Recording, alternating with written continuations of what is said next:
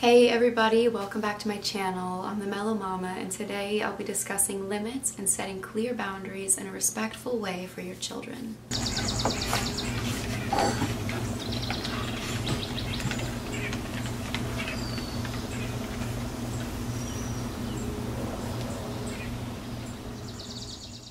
One of the most common misconceptions when it comes to RIE, or resources for infant educators, respectful parenting, whatever you want to call it, is that there are no boundaries for children being raised with this philosophy. There are no limits. Our children just run rampant and wreak havoc on our lives, and we say it's okay, they're free individuals, we love them, we love seeing them break everything in the house, including bones, maybe in some cases. But the reality is that that's not true. It's completely false, because one of the most respectful things that you can do for your children to feel grounded, to feel secure and confident, is set limits. Yes, it is very difficult and sometimes unnatural for us as respectful parents to do this, to set boundaries and really communicate when something's just not okay, or when something needs to be clearly enforced time and time again. It's hard. It's hard for us because we certainly do want our kids to feel free and be able to express themselves and explore and feel freely, but at the same time, they need us to be their calm, confident leaders in most cases in order to feel grounded.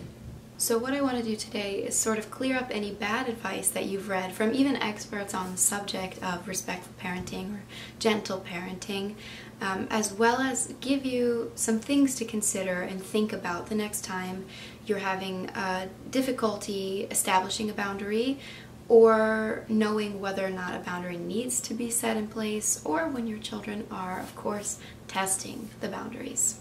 The first thing that I really want you guys and myself to consider is listening more closely, observing more closely, and just becoming more aware when our children are testing the limits, getting into something we don't want them to get into for the 100th time, or going into the road, or going wherever we just really wish they wouldn't go for their safety or for whatever reason. It's important to understand that learning is happening. Watch more closely, listen more closely for the details of what your child is really trying to decipher. What are they looking for? What are they feeling for? What's interesting to them about whatever they're doing?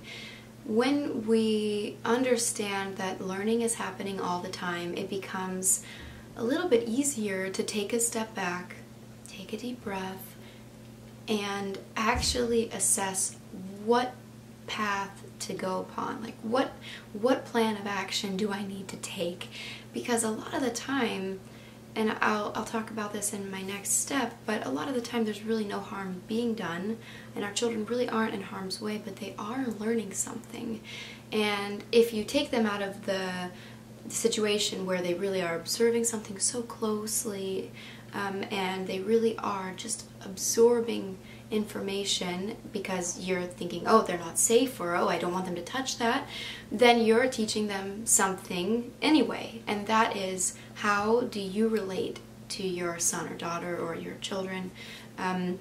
They're learning about the relationship that they have to you at that point. So even if you take them out of the situation that they're really trying to immerse themselves in and they're trying to learn about, they're going to learn about how they relate to you. So you want to make sure that you're staying calm and you're in this observational frame of mind. So listen to and observe these experiments that they're doing. They might just be experimenting to see what reaction you have to X, Y, or Z. They might not just be like wanting to go explore something. They might actually want to know what happens when I go into the street. What will my mom do? What will my dad do? What will their response be? Because, like I said, they're learning about everything, not just the tangible things that they're touching. They're learning about relationships, and they're learning about how far they can go and what's safe for them, and to trust you or not to trust you, or if they're being controlled by you or guided by you.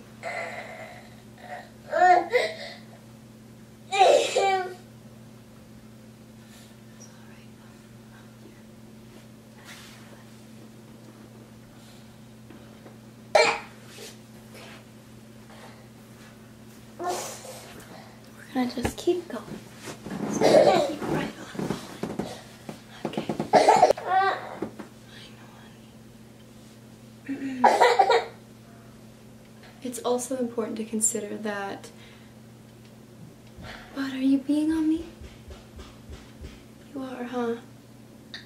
Okay. Oh my god. How much pee do you have in you? Oh. Are you okay?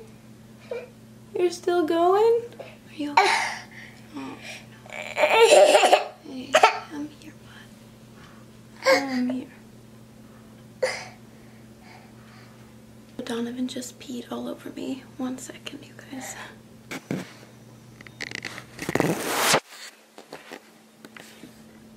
It's alright, bud. I'm here. Oh, still going. Just, wow. Okay.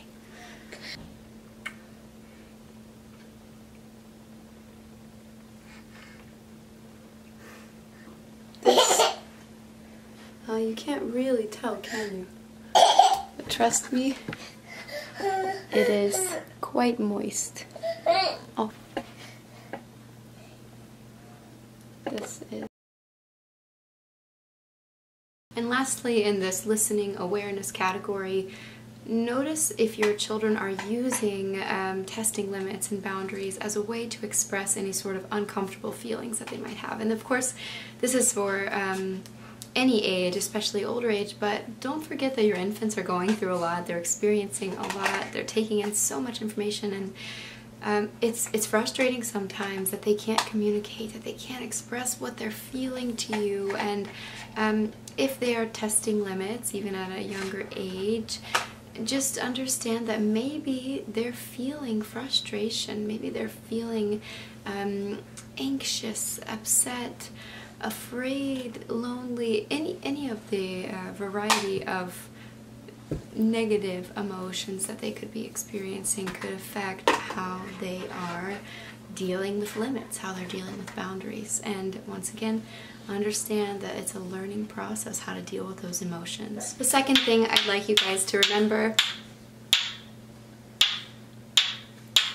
is unconditional love. Honestly, yeah. Oftentimes our children are looking for a way to connect with us, especially, like I said before, if they're experiencing some negative feelings, if they're feeling dark or cloudy emotions. It is so hard to see anybody, but especially our children, feeling pain or discomfort of any kind, but it's inevitable. It's something that they're going to experience over and over and over again, unfortunately, in their lives, just like all of us. And it might lead them to test the waters, to test you, to figure out those boundaries and see how far they can go. And an amazing analogy that I've heard over and over again in this sort of wry realm is that your children are not giving you a hard time. There we go, bud. Sorry about that. They are having a hard time. Let me repeat that. Your children are not giving you a hard time, they're having a hard time, kind of like Donovan is right now. And the reason this is really relevant for this video is because a lot of the time our kids' discomfort and their pain and their disappointment is going to come from us setting necessary guidelines and boundaries. As funny as it sounds, we have to be ready on both fronts. Be ready to set a clear, calm, confident limit, and also be able to be there and understand and accept whatever disappointment they start to feel or whatever cloudy emotion comes up. And really fully accepting that, not just being, yes, I understand we didn't have ice cream today, you know, it must be upsetting, while you're rolling your eyes. Actually think of a time where you really were sincerely disappointed by anything, you know, and it could be something silly like you couldn't go and get a snack or go get ice cream with a friend. And think how you felt and think about what you might have needed in that time. For me personally, anytime I face disappointment in the smallest form, all I want is really a hug. I just wish that somebody would be there for me in my pain or my discomfort and just say, I get it. I know I've been there. It's disappointing, and sometimes, you know, you can't You can't get what you want when you want it, and it's a horrible feeling that we all face. I'm here. And that's what we need to do for our children. Just get into that headspace of what does it feel like to be disappointed or to be let down or to want something so bad and not be able to have it or not be able to get it. That's a hard thing to deal with, especially when you're small and you only have so many ways to communicate or express yourself, and you don't have the means to go get something yourself or do something yourself, and you can't quite comprehend why something isn't safe. You get what I'm saying, but just be all there for your kids. And this, of course, gets easier with practice, but just understand that the most profound way to show our love is oftentimes just really listening and really getting it, putting yourself in your kids' shoes, even if it seems so silly and absurd and you've just had too many things to do that day to be dealing with some sort of tantrum, some silly, explosive behavior. Put yourself in your son or daughter's shoes. Think about where they're at, what they're dealing with, maybe what's making this even more difficult for them, and just be there. This will probably ease their need to even test whatever limit or, give you a hard time, as they say. My next thing to consider is the big picture, and I talk about this often. Is whatever boundary you've set necessary? It's an important question to ask because a lot of the time I see parents setting unnecessary boundaries and limits. I love to give Donovan a lot of space, for example, and I see the concern and the general, fear, actual fear on other parents' faces when Donovan's in like a public setting, and I'm not setting really extreme boundaries for him that he doesn't really need. So if Donovan's not, but you can hit that if it's over here, but right now it's on the tripod. If Donovan's not in harm's way, and he's not harming someone else, and he's not harming something, I always ask myself, does a boundary need to be placed here? And how is whatever he's doing affecting the big picture? So always keep that in mind. Of course, once again, boundaries need to be set, they need to be clear, but on the flip side, think about if it's really important, if what they're doing is really an actual problem or not. In the case that a boundary really does need to be set, make sure that you are consistent and confident. If you are wishy-washy, some days you place this boundary here, some days you're like, I'll let it slide, your children cannot feel grounded.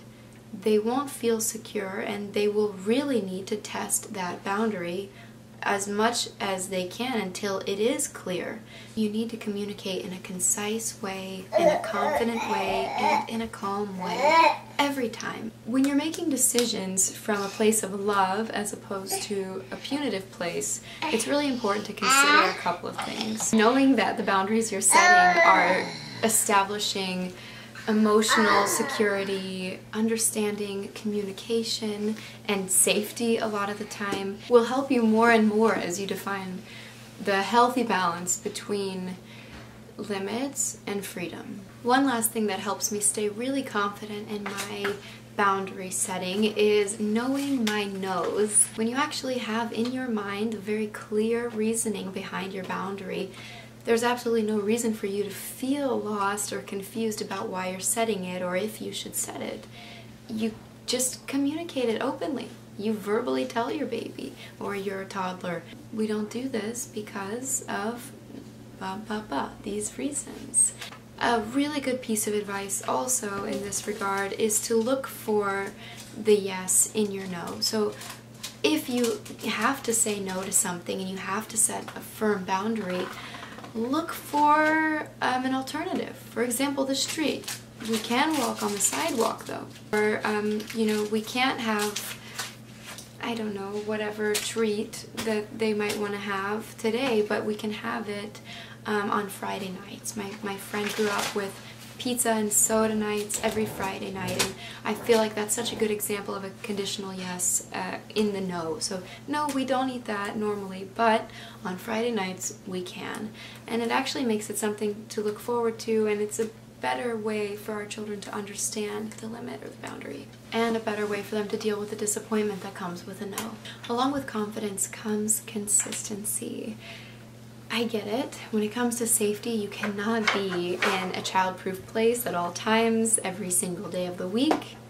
That's just unrealistic. However, when you are in a situation where boundaries are going to have to come up a lot more often, it's important to remain consistent. So if you have to say something 10 times, no, you don't touch that, it's not safe, do it. Say it as many times as you have to, but remain calm. This is something that I see as a big challenge for a lot of parents, and I want to remind you of the first thing I touched on, and that's that your kids are learning so much about everything. Their reality is being sculpted every second, but about your relationship specifically in those cases when I see parents get violent or aggressive or just a little bit harsh and punitive with their kids by saying, I said no, and grabbing the wrist or grabbing the shirt, or, you know, pulling their kids, picking their kids up. And I get it. It's frustrating when you have so many things to do in the day, and maybe in this case you're at a friend's house or at a relative's house, or you're somewhere just trying to have a good time, just trying to relax, and you can't. It's hard. I understand. I'm a mom. But the thing is, it's even harder for your son or daughter. They want to relax and have a good time too, and it's got to be difficult to learn and to explore when every 10 seconds somebody's telling you not to touch something or not to go somewhere. Understand that it's frustrating for both of you, and the key is for both of you to remain calm. For that trust to exist in your relationship, for that respect to exist in your relationship, you have to stay confident, consistent, and calm. This video was inspired by Janet Lansbury's book, No Bad Kids, and in it she talks about the dramatic shift in behavior that she sees in children and parents alike once boundaries and limits are in place in a consistent, calm, confident way. They go from clingy, demanding children to kids that are relaxed and able to be joyful and socialize in a healthy, calm way. And in her own words, that is freedom. Thank you so much again for watching. If you enjoyed this video or if it helped you in some way, give it a thumbs up, please. If you have anything to say or any questions, please leave me a comment below. I love hearing from you, knowing your experience, and just getting to know you. It brings me so much joy. If you haven't already, please subscribe. I talk about conscious living, conscious parenting, and just in general how to be the best example in your life, especially if you have children. Be sure to also follow me on Instagram as well, @TheMellowMama. I share a lot about my personal life and just daily peeks into what Donovan and I are up to, so I think you'd enjoy that if you enjoyed this video. See you guys on the next one. Mwah.